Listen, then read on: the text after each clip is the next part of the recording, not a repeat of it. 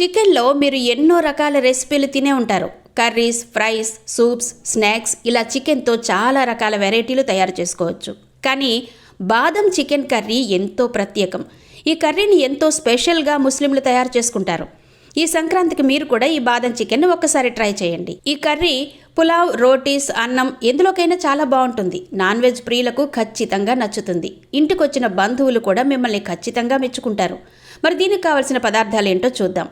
బాదం చికెన్ కర్రీకి కావలసిన పదార్థాలు: అరకప్పు ఉడికించిన బాదం పలుకులు, అరకిలో చికెన్, ఉల్లిపాయలు, పచ్చిమిర్చి, గరం మసాలా, అల్లం వెల్లుల్లి పేస్ట్, పసుపు, కారం, ఉప్పు, దాల్చిన చెక్క, లవంగాలు, సోంపు, బిర్యానీ ఆకు, ధనియాల పొడి, పెరుగు, నెయ్యి, ఇంగువ, స్టోన్ ఫ్లవర్ పొడి, ఆయిల్. ఇక బాదం చికెన్ కర్రీ తయారు చేసే విధానం ఎలా ఉంటుందంటే, ముందుగా బాదం పప్పులు శుభ్రంగా కడిగి సుమారు అరగంట సేపు ఉడికించాలి. ఆ తర్వాత వీటిని బాగా చల్లార్చాలి. చల్లారాక బాదం పప్పుకు తొక్కలు తీసి పక్కన పెట్టుకోవాలి. నెక్స్ట్ ఒక పాత్ర తీసుకుని అందులో కొద్దిగా నెయ్యి, కొద్దిగా ఆయిల్ వేసి ఉల్లిపాయలు రంగు మారేంత వరకు వేయించుకోవాలి. ఆ తర్వాత ఉడికించిన బాదం పప్పులను కూడా ఉల్లిపాయల్లో వేసుకోవాలి. ఇప్పుడు వీటిని పేస్ట్లా చేసుకోవాలి. ఇప్పుడు కర్రీ వండేందుకు ఖాళీగా ఉండే కడాయి తీసుకోవాలి.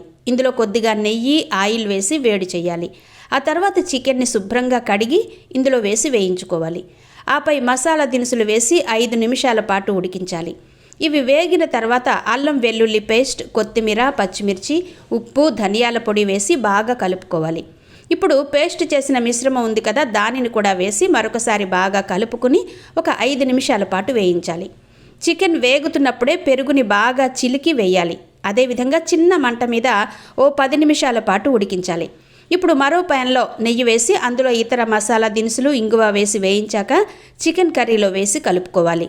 చివరిగా రాతి పూల పొడిని కర్రీలో చల్లుకుంటే సరిపోతుంది. ఎంతో టేస్టీగా ఉండే బాదం చికెన్ కర్రీ సిద్ధమైపోతుంది.